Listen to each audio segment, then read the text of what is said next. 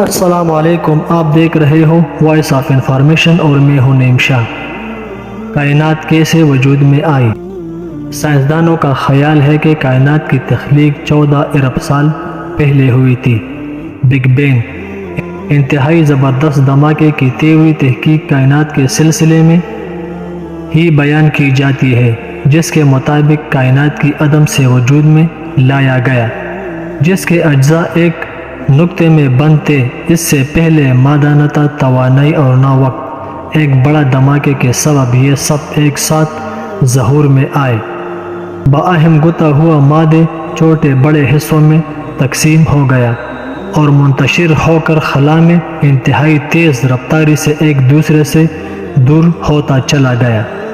مادے کے ٹکڑے ابھی بھی خلا میں تیر رہے ہیں اور ان کا تیز رفتاری سفر جاری ہے۔ اس نظریے کے تختے مادے کے چھوٹے اور بڑے ٹکڑے کہیں سیارے بن گئے اور کہیں انہیں ستاروں کی حیثیت مل گئی ہے۔ دمدار ستارے اور آسمان میں ٹمٹماتے تارے اس نظریے سے تعلق رکھتے ہیں۔ زمین، سورج، چاند، مریخ، مشتری، زحل جیسے متعدد سیارے بھی اس بگ بینگ کا نتیجہ ہے۔ بگ بینگ سے ثابت ہوتا ہے کہ کائنات ایک نقطے سے عدم سے وجود میں آئی۔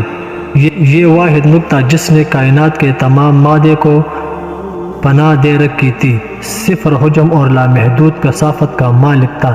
اس کے بعد وضاحت ضروری ہے کہ صفر حجم ایک نظری اظہار ہے جو اس موضوع کی تشریح کے لیے استعمال کیا جاتا ہے۔ سائنس عدم کی تصویر کی ٹھوس تشریح کرنے سے قاصر ہے۔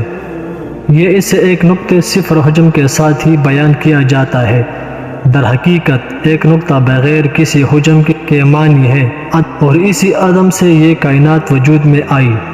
دوسرے لفظوں میں اسے تخلیق کیا گیا۔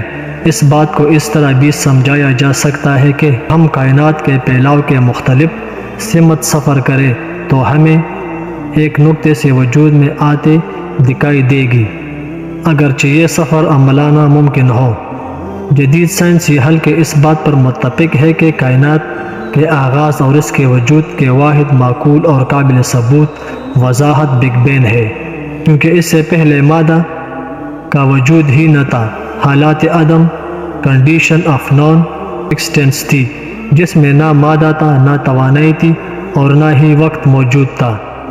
1948 عیسوی میں ایک امریکی فلکیات گریگ گومو بگ بینگ سے متعلق ایک اور خیال لے کر آیا۔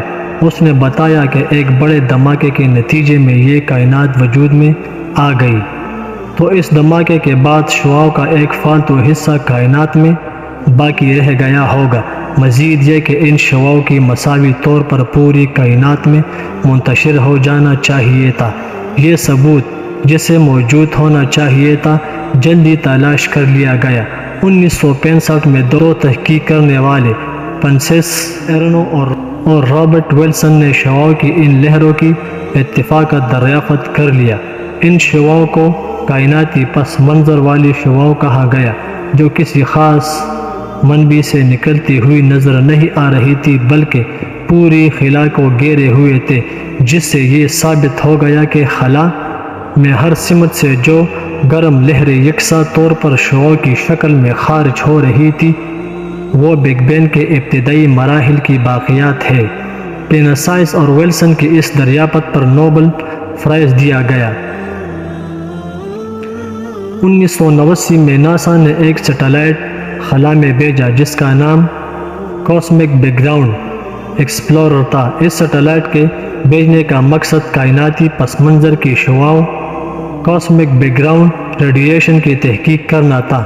اس سیٹلائٹ پر ایسے حساس جائزہ کار آلات نصب تھے جنہوں نے صرف 8 منٹ میں پینسس اور ویلسن دونوں سائنسدانوں کی پیمائش کی تصدیق کر دی تھی۔ کوبے سیٹلائٹ نے اس بڑے دھماکے کی باقیات تلاش کر لی تھی جو کائنات کے آغاز کے وقت ہوا تھا۔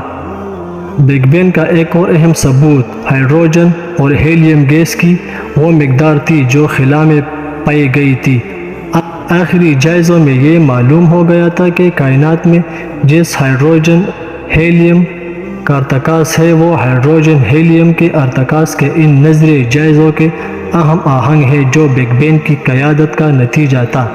اگر اس کائنات کا کوئی آغاز نہ ہوتا اور اگر یہ ازل سے موجود ہوتی تو اب تک اس کی ہائیڈروجن ہیلیم میں تبدیل ہو کر خرچ کی گئی ہوتی۔ یہ سب کے سب اپنے آپ کو اس قدر منوا لینے والے ثبوت تھے کہ سائنسدانوں کے پاس نظریہ بگ بین کو تسلیم کر لینے کے سوا کوئی اور چارہ نہ رہ گیا تھا۔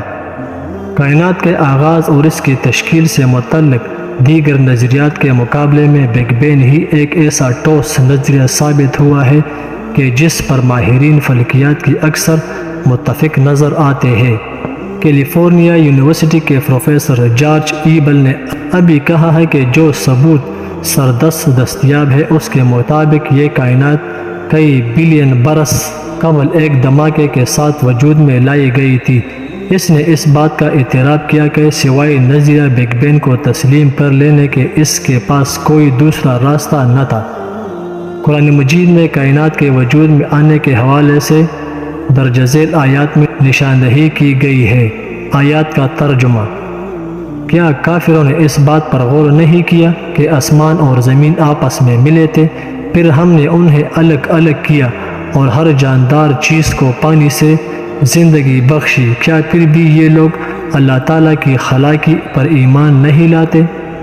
ہمارے تحقیقات میں ہے کہ جب دنیا میں کوئی دھماکہ ہوتا ہے تو اس کے نتیجے میں بگاڑ پیدا ہوتا ہے، لہٰذا سالوں سال کی محنت سے بنائی جانے والی عمارت زمین بوس ہو جاتی ہے، افراد کی خاکی اجسام کے پرخچے اڑ جاتے ہیں اور جو کچھ ان دھماکوں کی زد میں آتا ہے تباہ و برباد ہو جاتا ہے۔ مثال ایٹم اور ہائیڈروجن بم کے دھماکوں کے اطراق، فضیر گیس کے دھماکے، آتش فشاں دھماکے، قدرتی گیس کے دھماکوں سے اور شمسی دھماکے، ان سب کے نتیجے تباہ کن ہوتے ہیں۔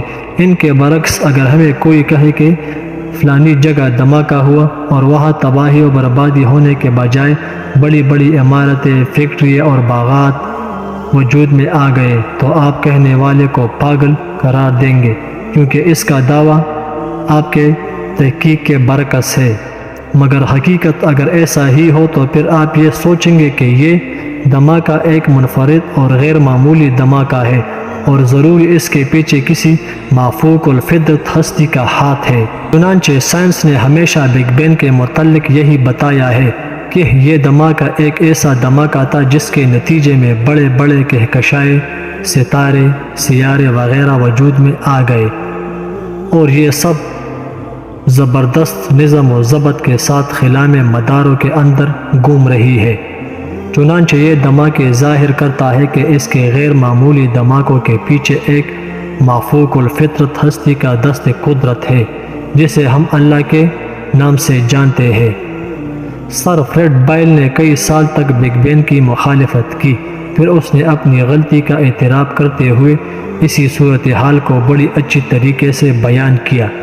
نظریہ بگ بین کا دعویٰ ہے کہ یہ کائنات ایک واحد دھماکے کے ساتھ وجود میں آئی، تاہم جیسا کہ پہلے بیان کیا گیا ہے دھماکہ تو مادے کو ٹکڑے ٹکڑے کر دیتا ہے، جبکہ بگ بین نے متصادم نتیجہ پیش کیا کہ مادے کے کہکشاؤں کی صورت میں جن کے جن نمودار ہو گئے۔ یہ قوانین طبیعت جو بگ بین کے ساتھ ہی وجود میں آ گئی تھی 14 ارب سال گزر جانے کے باوجود تبدیل نہ ہوئی۔ یہ قوانین اس قدر نپے تلے حساب کے ساتھ وجود میں آئی تھی کہ ان کی چاریہ قیمتوں ویلسن سے 1 ملی میٹر کا فرق بھی پوری کائنات کی مکمل ڈھانچے اور ساحت کی تباہی اور بربادی کا باعث بن سکتا تھا۔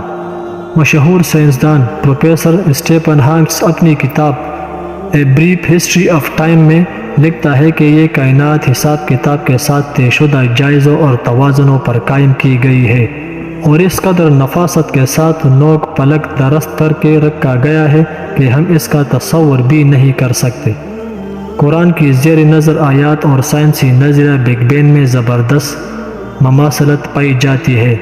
غور کریں، اگر آج سے 1400 سال پہلے عرب کے صحراؤں میں پہلی مرتبہ یہ آیات نازل ہوئی تھی تو کیا یہ کسی انسان کے بس کی بات تھی کہ وہ سائنس کے اس تحقیق کو جو صرف چند سال پہلے مسلسل تجربوں کے بعد سامنے آئی اس وقت لکھ سکتا؟ بلاوازہ سائنسدان اس بات پر متفق کہ کہکشاؤں کے وجود میں آنے سے پہلے تمام کائنات دھوؤں کی بادل تھی۔ قرآن مجید میں اللہ تعالیٰ نے کائنات کی اس حالت کا ذکر دخان یعنی دھوؤں سے کیا ہے، اور اس حقیقت کو آج سائنسدانوں نے تسلیم کیا ہے۔ یونیورسٹی آف ایریزونا کے سائنسدان ڈینٹل آئرن ایسٹن نے تحقیق کی روشنی میں بگ بینگ کے نتیجے میں وجود میں آنے والے دھواں پھینکنے والی گن سے تشبیہ دی ہے، جس سے خارج ہونے والی دھوئیں ایک خصوصی انداز میں پھیلتا ہے۔ اللہ تعالیٰ نے سورہ حامیم السجدہ میں اس بات کی طرف اشارہ اس طرح کیا ہے۔ ترجمہ: پھر وہ آسمان کی طرف متوجہ ہوا اور وہ اس وقت دھواں تھا، تو اس نے اس طرح کہ آسمان اور زمین سے کہا کہ وجود میں آ جاؤ، خواہ تم چاہو یا نہ چاہو۔ دونوں نے کہا، ہم فرمان برداروں کی طرح آ گئے۔ اگر آپ کو یہ ویڈیو پسند آ گئی ہو تو چینل کو سبسکرائب کریں اور بیل کے آئیکن کو ضرور پریس کریں، کیونکہ اس طرح کی خوبصورت اور معلوماتی ویڈیو کی نوٹیفیکیشن آپ دوستوں کو ملتی رہے۔ ملتے ہیں ایک دوسرے ویڈیو کے ساتھ، اجازت چاہتا ہوں۔ والسلام۔